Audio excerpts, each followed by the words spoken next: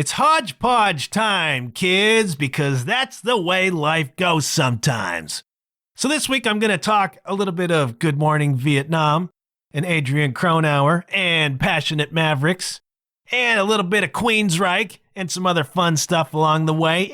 And I'll tell you all about it on the other side.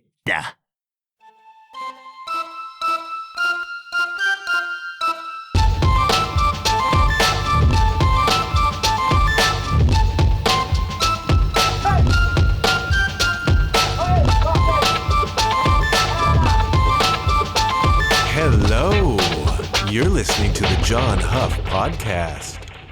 Oh, yay. Good morning. It's hard.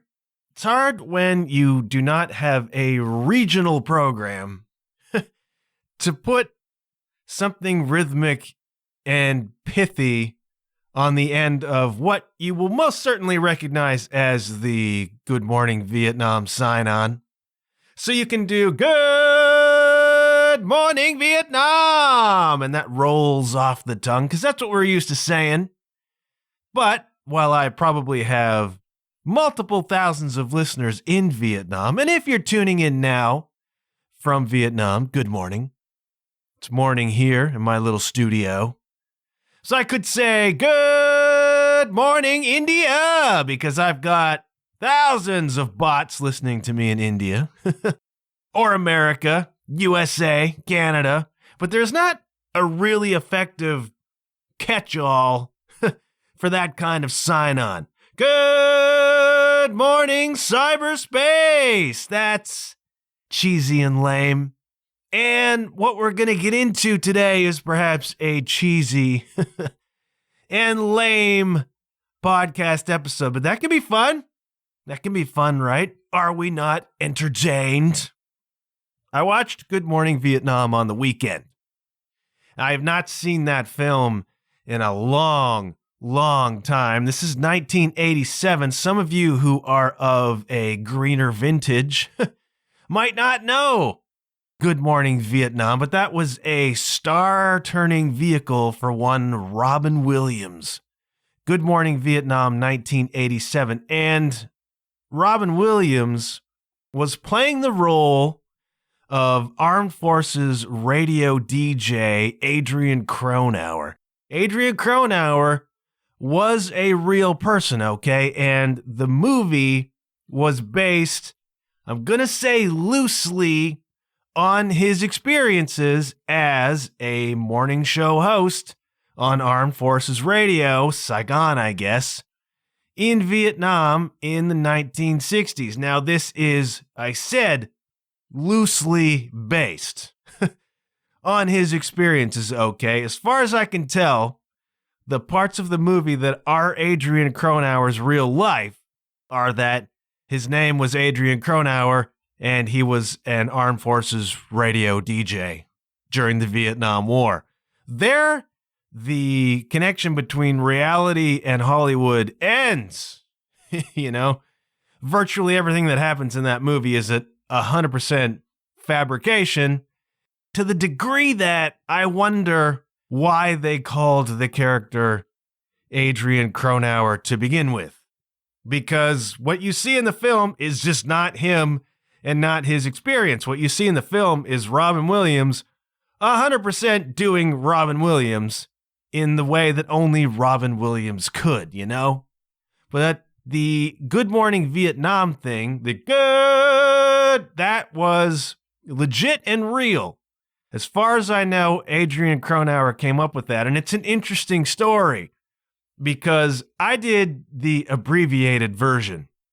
And in the movie, you'll hear the abbreviated version because a movie can only be so long, right? Time is of the essence. One of the reasons that if you watch TV shows, if you watch movies, characters never say goodbye. You ever notice that? Phone conversation ends, nobody ever says goodbye. They just hang up or whatever. And I've often wondered about that. Why are people in TV and movies so freaking rude, man? We're living in a society here. Apparently, it's straight up a time saver. Everybody knows the conversation's over. No need to add a millisecond and say goodbye. Apparently, that's the truth. Nobody ever says goodbye on the phone, TVs, movies. Interesting thought, right? So the Good Morning Vietnam sign-on, that they would hold the word good, particularly Cronauer, I gather, for 20 and up to 30 seconds, if you can possibly imagine. Good! And it would just go on for 20 or 30 seconds. And you think, that's annoying. And people out there in the field agreed with that, but there was a practicality behind it, all right? Because Cronauer had to be on the air at 6 a.m. That's early, all right? Even for a soldier, an airman, as Cronauer was, that's early, man. And so he would oversleep. The dude was a DJ. Come on. Dr. Johnny Fever, picture it. Dude was a DJ, had to be on air at 6 a.m. He would oversleep, and then he would mad dash it to the studio, and he would kind of bust into the studio 2 seconds before airtime and kind of throw on the headphones, grab the microphone, and then he would start having to get his stuff together. So he's pulling records to play, he's getting himself situated, and that takes time. And so he would hold the good for 20, 30 seconds while he was doing all that. So it was not an attempt to be annoying or to have this particular signature. It was filling time while he got himself situated because he overslept and he's behind on getting himself together. That's the story behind that. And you can hear him do this. Adrian Cronauer died in 2018, but previous to that was a very public figure at different times. And so you can hear him do the Good Morning Vietnam sign-on in interviews and stuff. And yeah, it's annoying, man. And I'm glad in the movie they didn't do that. They did the shortened version of Good Morning Vietnam. But that was an Adrian Cronauer signature, that sign-on. And he did his 1-year tour, his full stint in Vietnam, honorably discharged. And the people who picked up the morning show after him continued that tradition. So for many happy years, Good Extended Morning Vietnam was the sign-on for the radio host of whoever was hosting Armed Forces Radio. And that became a thing, right? And so what's the story behind Good Morning Vietnam? Well, here you have this guy, Cronauer, does his stint. He was in the Air Force 1963 to 67. He volunteered, he enlisted during the Vietnam War to basically preempt conscription, because that's what was going on in those days, all right? U.S. Army was conscripting people unless you were super rich, of course. You could buy your way out, or if you were a politician's kid, etc. I suppose, though, that's the same thing, right? Anyways, I don't want to get off on another rant, you know what I mean? Cronauer preempts conscription, enlists in the Air Force, has dreams of doing radio, And so off he goes, and he's stationed in Crete, and he's doing radio for the Army in Crete. And then he requests a transfer. He puts in for a transfer to Vietnam because he wanted to see the world, man. Wanted to get in on the action, so they send him to Saigon. And he begins as the news director for the Armed Forces radio station. Morning host leaves. Cronauer comes in, becomes the morning host. And I don't know the nature of his programming. We're talking about the real Cronauer here. I'm not recapping the movie. I don't know what his program was like. I have scoured looking for audio, which I've never been able to find. I gather it was somewhat irreverent. Maybe, must have been. I don't know how popular it actually was. In the movie, it's a phenomenon. And the troops just freaking love Robin Williams as Adrian Cronauer. All over the Delta to the DMZ. I don't know what it was actually like, but Cronauer became the morning man, was there for like a year, beginning as the news director and then being the morning man. And then his stint was up. In the movie, the Robin Williams Cronauer, completely unbeknownst to himself, becomes pals with a kid who it turns out is Viet Cong, a Viet Cong guerrilla. And that's not allowed in the U.S. Army. In most armies, again, I'm not a professional historian. I do have a degree in the subject. My observation of armies is that it's generally frowned upon to be fraternizing with guerrilla terrorists from the other side. And so Robin Williams' Cronauer is such a pain in the ass to the army brass who are above him, except for the big general who runs it all, who loves Cronauer, sees what his program does for morale among the troops, gets the value in it. It's the underlings, it's the middle managers, you know, those ones who are kind of just straight pukes, no sense of humor, though they think they have one, don't like Cronauer for being unmilitary, don't like him for making fun of the military on air, don't like him for being irreverent, etc., etc., etc. You know, they do not like moles who pop up in the army. That's my general observation, at least movie armies, you know? And so Cronauer is this very unmilitary, irreverent guy who is a hero with the troops, and some of the straight-laced brass don't like it. And so comes an opportunity to get freaking rid of him when they find out he's been hanging out and befriending a kid who is a VC terrorist, who is the enemy, who is responsible for a bombing that Robin Williams' Cronauer narrowly escaped. How did he narrowly escape it? Well, the kid came along and pulled him out. Know what I mean? And so here we have a golden opportunity to get rid of this thorn in the paw, Cronauer, because we've got him on fraternizing with the enemy. So we could put him away.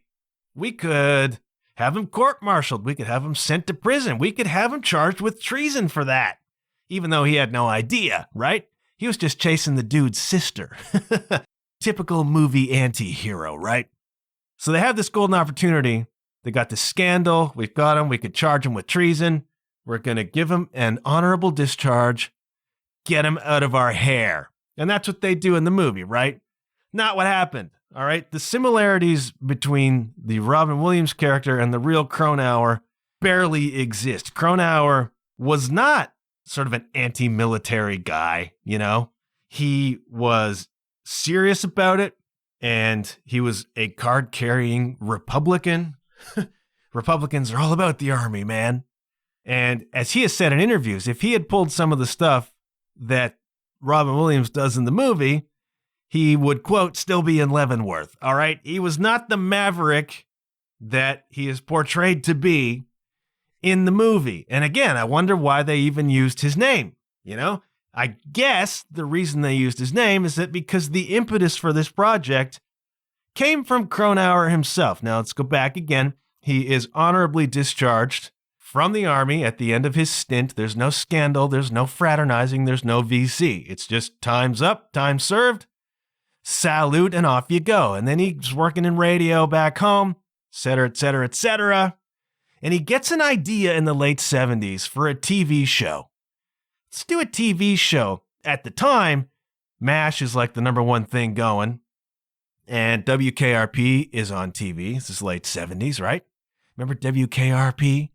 Flying Turkeys? Dr. Johnny Fever? So Cronauer's like, hey, nobody's done this take on it, right? So MASH is set in the Korean War. Vietnam is recently over. Still a pretty fresh wound, all right? We've talked about this. We talked about it with the hippies. We talked about it with the punks. We talked about it in some of the histories we've done, how much influence the Vietnam War had on social change and culture back in the 60s and 70s. Well, this is a fresh wound, all right? This is still raw in the late 70s when Cronauer says, we should make a TV show because our experience, the radio people, has never been really represented. You know, one of the things about MASH that was unique was that it was set in a hospital. Right? This was not frontline stuff necessarily. Right? This was a different angle on the war experience. And Cronauer says, I got an even more strange angle. I was a radio guy. Let's talk about Armed Forces Radio. So he has the concept for a TV show that is kind of a mix of MASH and WKRP in Cincinnati. Cool, right? I think it's a pretty neat idea. And MASH was huge. MASH was the number one thing on TV. All right, there is a market for this sort of thing, but TV just passed on it. TV didn't dig on Cronauer's idea. That's disappointing. So Cronauer goes away and he reimagines his television show concept as like a made-for-TV miniseries. Let's try it this way. Maybe that'll work. And somehow, through the machinations of Hollywood and the TV industry, the concept for this miniseries lands in the hands of Robin Williams. Robin Williams looks at it and he's like, you know what we got here? We got ourselves a feature film, kids, and I can star in it. Very insightful. Good thought, Robin Williams. But what you see in the movie bears almost no resemblance to any of the pilot scripts for TV or anything like that. Whatever was in the miniseries idea, it's not there, all right? The script, Robin Williams hands it over to Mitch Markowitz and says, dude, write me a feature based on these concepts, and I want to star in it. And that's what he did. And then what you get is Robin Williams as Adrian Cronauer, Armed Forces Radio, bearing almost no resemblance to the actual Adrian Cronauer. And when you see the movie, and there's a brilliant moment, there's just some great moments in this movie. One of my favorites is when Cronauer shows up for the first time on the air, and it's all scattered, and Forrest Whitaker is like his guide, is his liaison at the station, and he's kind of bringing him into the station. We're going on the air in like 10 seconds. Nobody has any idea. All right, Cronauer's been on Crete, far away, doing whatever he does over there. Nobody knows what this guy's got. Nobody knows what this guy does. And he comes in and he seems, just a little bit quiet. Doesn't seem to have a huge personality. He makes a few one-liners here and there. No big deal. A little bit unmilitary, a little bit Hawkeye Pierce, which is great. And then he sits down in the chair and they give him like the point and an intro, and then it just bursts out of him. I love these moments where a character has something in him that nobody realizes. So they're looking at this guy and he sits in the chair and they're like, I don't know what this guy's got, but okay. And then they flip the switch and it's good. He just comes alive. And everybody's like, what? A couple of people in the studio have been aware of him and are anticipating this. Other people have no idea what's coming. And then so throughout the film, you get these clips of Robin Williams performing in the studio. And those clips are ad-libbed, man. Almost 100% of that material is just ad-libbed. And I thought to myself, wouldn't it be great to be able to do that? Wouldn't it be great to be able to just sit down here in my little studio, flip the switch, and just be on, and then just go? Like Robin Williams had an utterly unique ability to do that. I mean, he was manic, weird, funny. What a mind that cat had, It must have been exhausting to be around Robin Williams a lot of the time. Like it was probably exhausting to be around Jim Carrey too, Just like these people who have these minds and who are a little bit manic and can do characters and do voices, and their minds go so quickly to such bizarre places, and it's fascinating to look at, but must be exhausting to be around. And so you watch him in this movie and it's like, my goodness, what a mind this guy had. He's ad-libbing this. But then you pull back and you're like, you know what?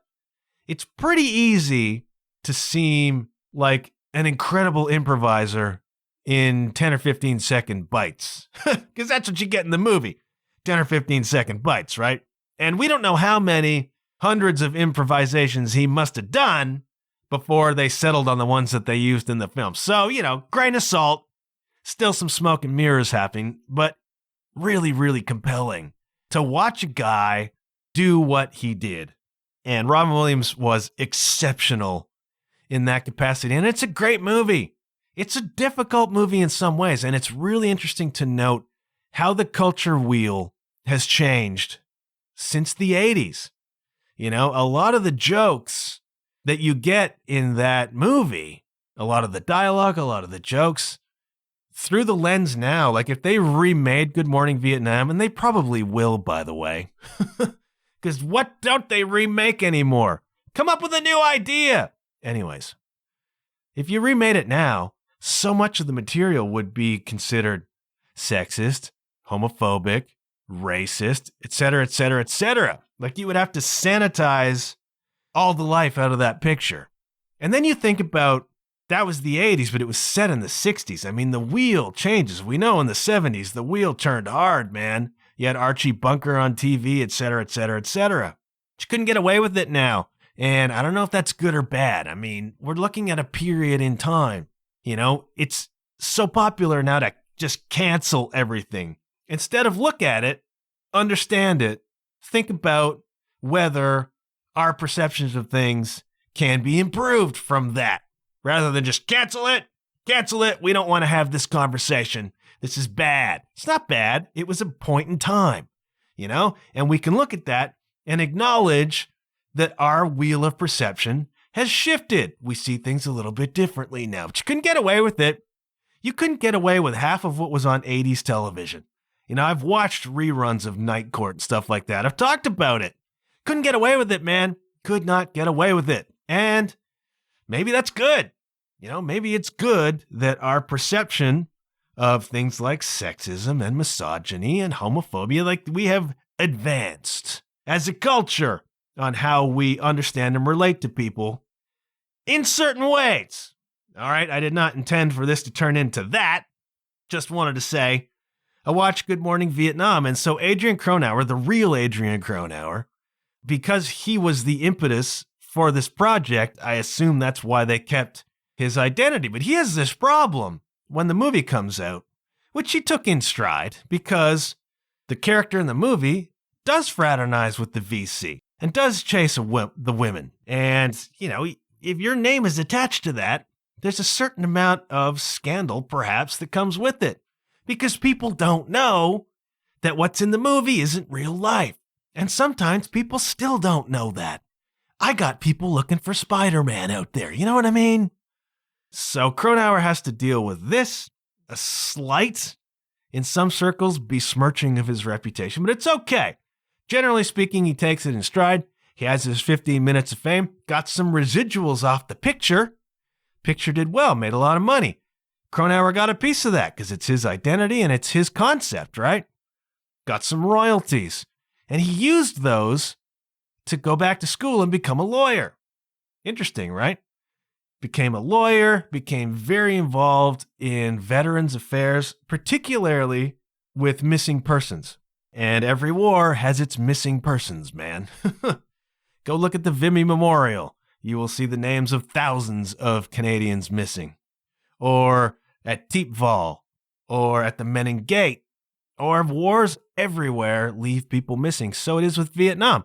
POWs, MIA, right? And Cronauer took that as the thing that he wanted to focus on. So he was doing his law thing. He was campaigning for Bob Dole and later George Bush in the 2000s. Card-carrying Republican, all right? Not a non-military maverick as portrayed in the movie. Problem was, eventually, there was some sort of scandal with Cronauer, something to do with mortgages. He was debarred, wasn't a lawyer anymore, but was still working in politics, was still working with the government in the context of supporting veterans, supporting the families of those missing in action, those who are prisoners of war. So a very military guy, all right? In the movie, not a very military guy. And we do love our anti-heroes, don't we? We love that passionate maverick who runs afoul of the straight-laced conservative people. We love Cronauer for that in the movie. We love Hawkeye Pierce in MASH for wearing a Groucho Marx mask, you know, instead of a uniform. I hated MASH. I hated MASH as a kid. As a young kind of teenager, MASH ran until 1980, 82, something like that. 82, 83. And I've told the story before about, I was 10 years old, so I think it ran to 83. And I had never watched MASH in my life, but I watched the finale Still the most watched program in the history of American television, the finale of MASH. I watched it as a kid, never having seen MASH before, and bawled my freaking eyes out at that last scene where Hawkeye is flying away in the helicopter and he looks down and BJ has spelled out goodbye in rocks on the ground because BJ couldn't say goodbye. If you've not watched MASH, this doesn't make any sense to you.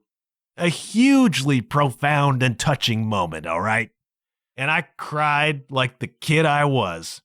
Such a sensitive soul, man. Such a sensitive kid. And then when I was a teenager and I come home from school and I wanted to watch Three's Company, it would just be MASH. And MASH was all green. I didn't get it as a 13, 14-year-old. Didn't get MASH. Hated MASH. Every time I would flip onto the channel that had sitcoms after school and MASH was on, I'd get frustrated. Then at a certain point, the switch flipped. I don't know what it was or how, but I fell in love with MASH. Maybe I just reached an age of maturity.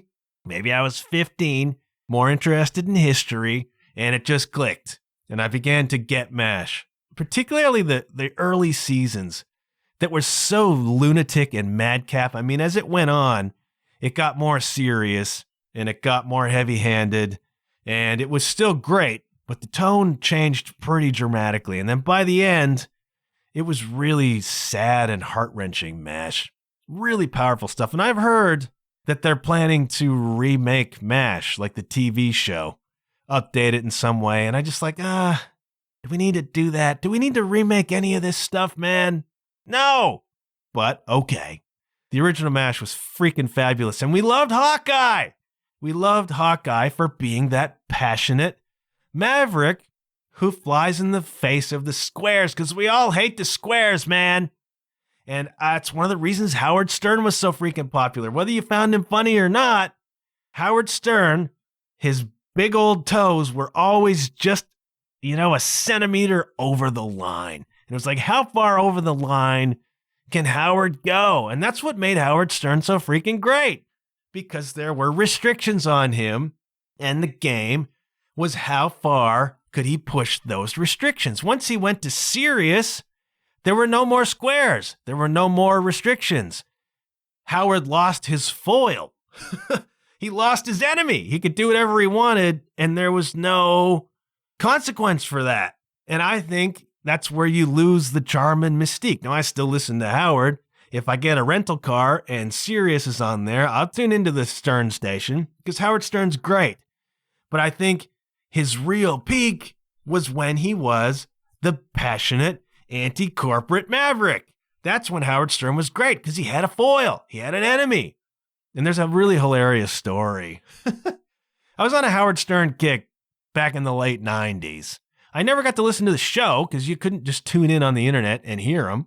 He was on the radio in New York doing the Howard Stern thing, causing a lot of problems, upsetting a lot of people, having a great time, being a legend. Couldn't hear him. Internet didn't exist. But the movie Private Parts came out and I read the book. I read the Private Parts book. I had been introduced to some of his videos. He did some wacky comedy videos and stuff that I had been introduced to. And I knew a little bit of the lore, right? And so the Private Parts book comes out. I think I saw him on Letterman or something like that talking about it. And so I requested for either birthday or Christmas, I requested Private Parts from my spouse or significant other. And she, to this day, is embarrassed at standing in line at the bookstore, holding in her hands a paperback of Private Parts.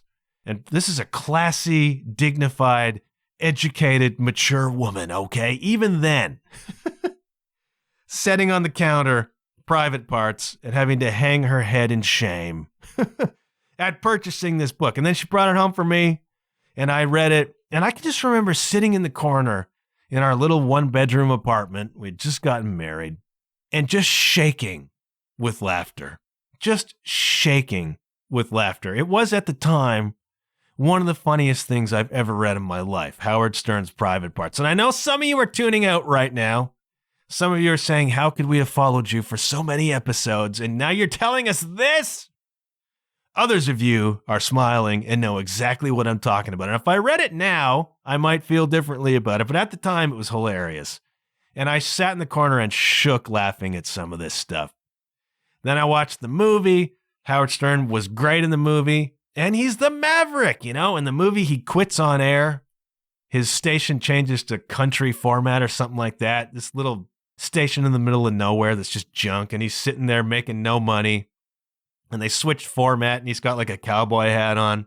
And he just quits on air. He's like, you know what? I don't think I can do this format, man. So I think I quit. Yeah, I think I quit. And he just walks away. Don't we love that?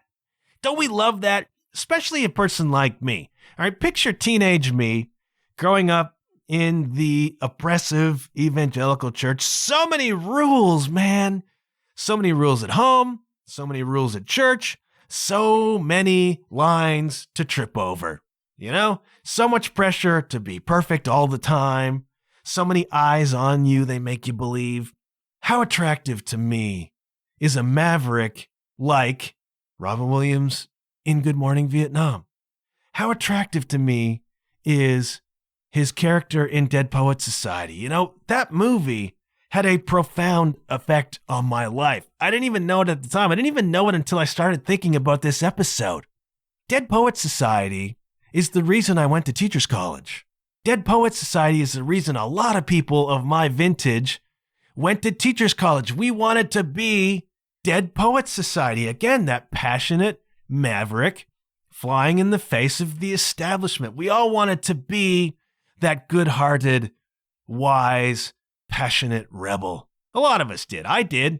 I wanted to lecture in front of the classroom, and have these kids drinking it in and changing lives, teaching them to be poets, teaching them to be artists, teaching them carpe diem, teaching them to stand on their own 2 feet. I wanted to be that. But then we realized public education in the 90s in Canada, not the same as an all-boys prep school in the 50s, Much different world. Doesn't work that way. A lot of my friends went on to become great teachers. They're now eyeing retirement. And I sometimes question, dude, did you make the wrong choice? I didn't. I do not regret not going into the classroom. But that inspiration was there. And it's the reason that I wound up in L-Town, because I went to Teachers College here. And then after I lived in Japan, I moved back here because I knew the city and I had to live somewhere. And from there, the whole life that I have now, based on L-Town and the music and everything, all the stuff I've done, comes out of this freaking city. And I'm in this city in large part to Robin Williams and Dead Poets Society because I was inspired by this passionate maverick who flies in the face of the establishment. But the thing is, much as we love Adrian Cronauer in the movies, much as we love Hawkeye Pierce, much as we love Dead Poets Society, the overwhelming lesson in those films is that eventually the maverick gets taken out. He gets screwed around in Good Morning Vietnam and sent home. Dead Poets Society, they blame him for a student's suicide. Because he breaks all the rules, man. We cannot have the establishment seems to win all the time. Hawkeye Pierce ends up broken in the end, not necessarily by the establishment, but by the war in general. The passionate maverick gets broken in the end. And I wouldn't have had the courage to be that anyways. That's why I probably so admired those passionate mavericks. I wanted to be that, didn't have the courage to be that. Because my parents were not an establishment the face of which you wanted to fly into. You know what I mean? Very easy for people on TV and in the movies. In real life, not so much, but I always admired that spirit. I always wanted to capture that spirit. And when I was a kid, I used to make audio cassettes. I used to do this fundamentally. When I was a kid, I had a little tape recorder and I would do programs like this for myself. And I would do on my VIC-20 little blog posts. I was ahead of my time, even as a child. So it's interesting to me that I was drawn to Howard Stern. I was drawn to Good Morning Vietnam. I was drawn to these radio people. I always loved radio. I've talked about before how I loved radio, and I did, and I still kind of do. And then I think to myself, maybe I should have gone into radio, but I couldn't be a regular FM DJ. Nah, I wanted personality radio, like they had in the 50s. Wolfman Jack and that sort of thing. You can do that now, thanks to the medium of podcasting. You can actually do a personality show, but I can't play music. That's the part that needs to change. If I can start playing music on here, we're cooking, kids. You know what I mean? I was drawn to those passionate mavericks, and my favorite of all was Cyrano de Bergerac. Cyrano de Bergerac inspired an entire novel from me that no one will ever read. I was like 15 years old, sick at home, and I turned on the TV, and black and white, 1950, Jose Ferrer as Cyrano de Bergerac, the lover, the big nose. There's been many remakes of that done, but there is only one. It is Jose Ferrer as Cyrano in 1950. And here we have the same concept. Passionate maverick, poet, swordsman, warrior, soldier, lover, flying in the face of the establishment, And it's so tragic in the end because, again, the passionate maverick gets crushed in all of these movies, man. So it is with Cyrano. Still my favorite movie. 1950, won an Oscar, Best Picture. Jose Ferrer, Cyrano de Bergerac. That's your assignment this week, kids. Watch Cyrano de Bergerac, the 1950 black and white Jose Ferrer version, and be inspired. Be inspired by this passionate maverick who flies in the face of the establishment. I loved that stuff. As a repressed kid who didn't really have the courage to be that himself, I loved it. And I was reminded of that with Good Morning Vietnam. It's interesting what inspired you as a younger person. There's a lot of clues in that. As it goes back to what I talked about last week about the selfies. And if you have this resentment towards people, it's either about what you see in them that you don't like in yourself, or what you see in them that you wish you had in yourself, or a general dissatisfaction with your own life. I look at those passionate mavericks, and it makes me wish I was more like them, Even as a kid, I felt that way. I know it's the movies, I know it's TV, I know it's Hollywood. Do you know those people who exist in real life? I don't know, but I think it's interesting that I've been drawn to radio, and I've been drawn to blogging even as a little kid, before blogs existed. It's just compelling what your interests were as a kid and how they translate to what your interests are as adults. If you're like me, if you're kind of bumbling around in your middle age, trying to find your way and feeling as though you're not getting anywhere, one of the things to do is to look back at what you liked to do as a kid, because there are clues in that, man. There are so many clues in that. I used to write little books. I used to produce little radio shows for myself. I used to blog on my VIC-20. I mean, the stuff was already there.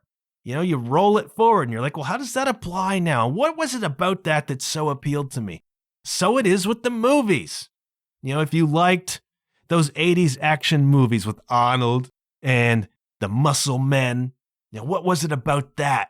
Do you wish you were that powerful? You know what I mean? What is it about that you can take a look at and say, what does it reflect in me? And what is it that I was missing and that I wanted? And how does that apply now? Now that I'm an adult and I have it within me to do almost anything I want, Look at your past for clues. Look at your interests in movies, in books, in television, even in music. Those things that jump out at you. I love Steel Panther because in a way, they're passionate mavericks who fly in the face of the establishment. They're also really funny and really good. And I love that they've made a career out of doing what they do. It's stunning to me. If I ever interview one of them, my question is going to be, how have you done this? But I love it.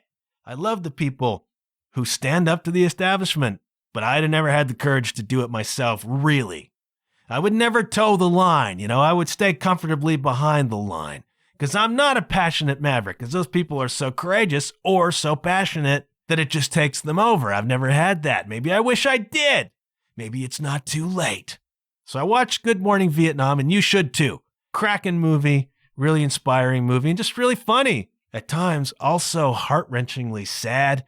It's one of those movies that covers the bases, you know? It's sad, it's dramatic, and it's funny, and it's got heart. You know, the 80s were good for that. 80s sitcoms were good for that. And Seinfeld came along in the 90s, said we're taking out all of the lessons, we're taking out all of the sentiment, we're taking out all of the heart. Everything changed from there, and it was brilliant in its way, too. Seinfeld is still my favorite sitcom, all right? Then MASH. Love MASH. So, I don't even know why I'm talking about this, except I am. And I like that movie, and you should go watch it. You should also go watch Cyrano de Bergerac, all right? And watch Dead Poets Society. You know, get the hankies out, but see how you feel about those passionate mavericks who fly in the face of the establishment. Adrian Cronauer did a lot of good work on behalf of veterans, the families of those who are missing. He died in 2018. Interesting life that cat had. Was almost nothing in terms of his presentation or a character like he was presented to be in that movie, but an interesting guy and an interesting story. Wow, how did we get to 40 minutes already? I thought this was going to be like a 28-minute podcast. I did not have a lot of time to prepare this one, all right? That's just the way it is. I'm not a full-time podcaster. I think I would like to be. I can't do that right now. So I've had other stuff. I have a couple of gigs coming up with Fresh Breath that have required me to learn a bunch of new covers, so I've been digging into that, and then there was some house stuff that maybe I'll talk about sometime. Before I go further, I'm going to just do the Patreon plug, okay? There is a Patreon page for this podcast. It is patreon.com/JohnHuffPodcast, where if you are so inclined, for the low price of $5 a month, you can support the show. All right, I do not want to do ad reads. I do not want to plug up this space with ads for stuff you're sick of hearing advertised, all right? I much prefer the Patreon route because it's a chance for you willingly and of your own volition to support. You know, if you have to listen to ads, you're forced to do that, and I always skip them. Patreon says, hey, I like what you're doing. I would like to help you out, and I can do that. I can make the decision to do that. Patreon.com/JohnHuffPodcast. Think of it, $5 a month, as tipping me $1.25 for every episode I do. If you thought, you know, I'd buy that cat a coffee, you can do that via Patreon. Want to thank all the people who have done that so far. Thank you so much for supporting. Warms my cockles. If you were inclined to do that, I would certainly appreciate it. Thank you. If you don't want to do that, but you still want to support the show, please share these episodes. Tell your friends, man. Go tell somebody. Word of mouth is still the best advertising. I appreciate you doing that. Thank you so much. Gonna stop plugging now. Patreon.com/JohnHuffPodcast. Before we go, want to give you some new music. I have been listening over the past few days to the brand new Queensrÿche record. That's right, Queensrÿche, kids. Digital Noise Alliance. I was a big Queensrÿche fan back in the heyday. Operation Mindcrime. One of the great rock/metal albums of all time, particularly the 80s. Empire, fabulous. I have a history with that record. And then after Promised Land, early 90s, I kind of lost track of Queensrÿche a little bit, and then things went haywire. Jeff Tate fighting with the band, splitting with the band. Chris DeGarmo, who was kind of the big songwriter, left the band. And they produced some stuff that I never bothered to listen to. And that's just what happens, you know. In the 90s, I mostly checked out of music, and I lost track of Queensrÿche. And then they have a new singer, Jeff Latore. I'm one of these guys who the original singer's kind of got to be, or at least the singer in the heyday is still the singer to me, you know? So Skid Row releases a new record, and I'm like, yeah, I just can't get that interested, man, because for me, it's got to be Sebastian Bach. Even if the new guy probably sings better than Bach does now, it just doesn't compute to me. Now, I may try that record. I've heard good things. I haven't yet. The new Queensrÿche record, well, somebody tipped me off. I believe our old friend Jay tipped me off, said you should check it out. And I had listened to one of the singles that was released, and I thought, you know what? This sounds like Queensrÿche. I don't know what the last 5 or 6 records have sounded like because I haven't listened to them. I sampled this one and sounded like Queensrÿche. Musically sounded like Queensrÿche.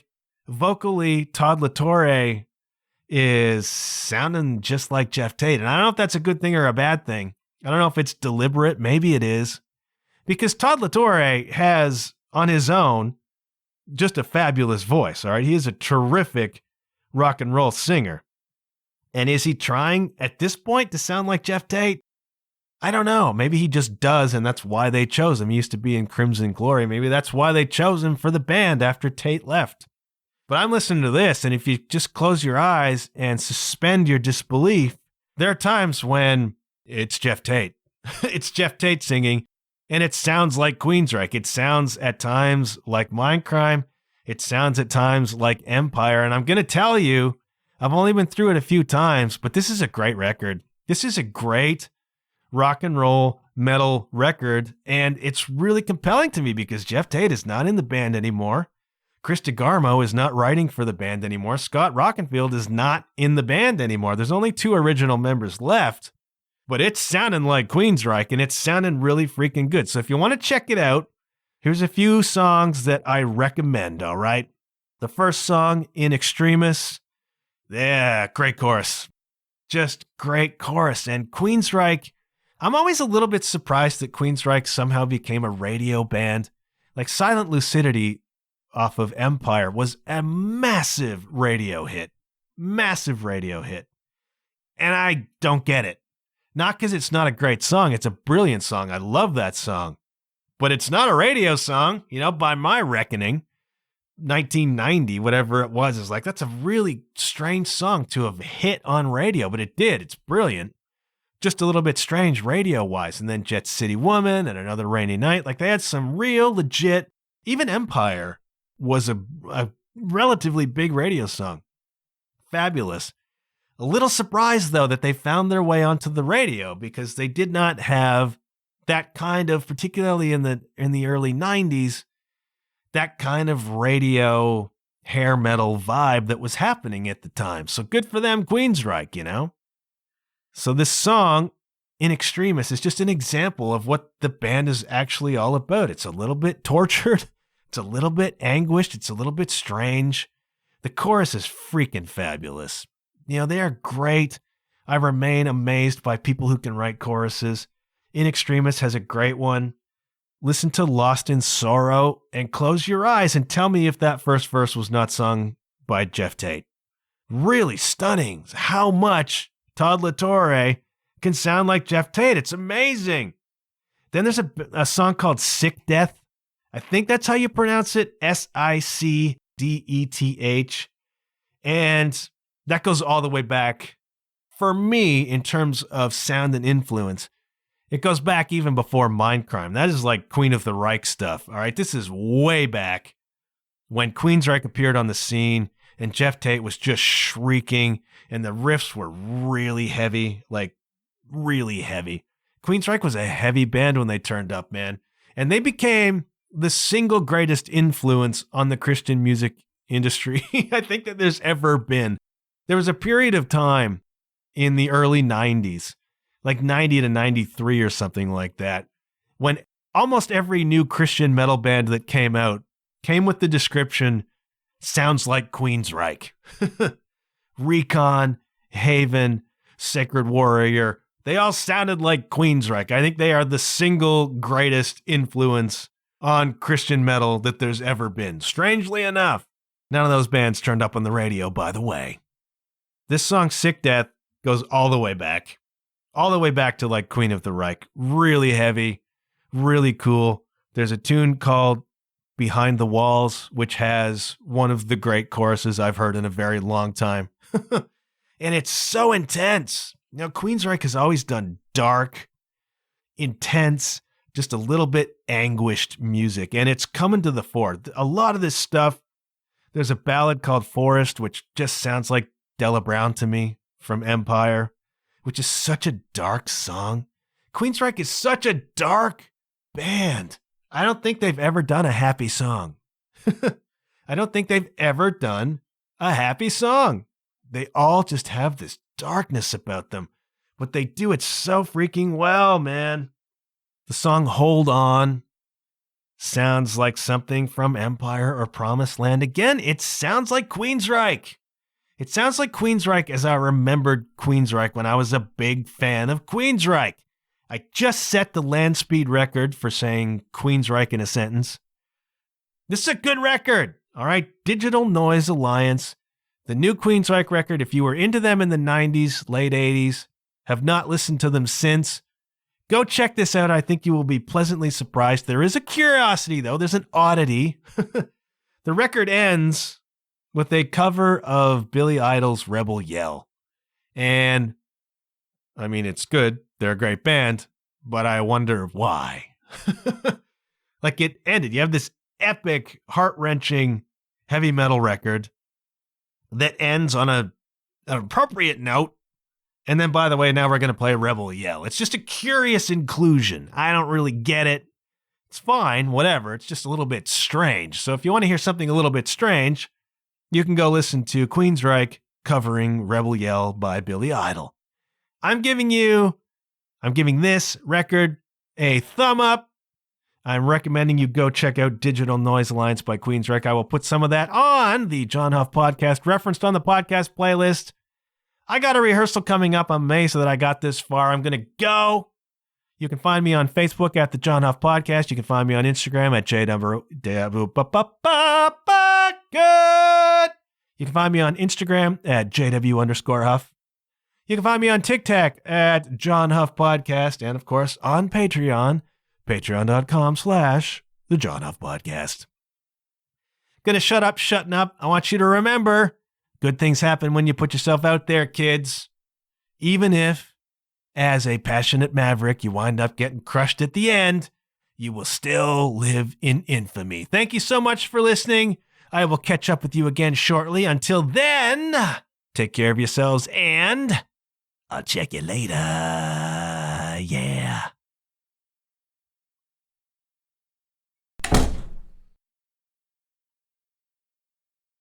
Good. That would drive me crazy.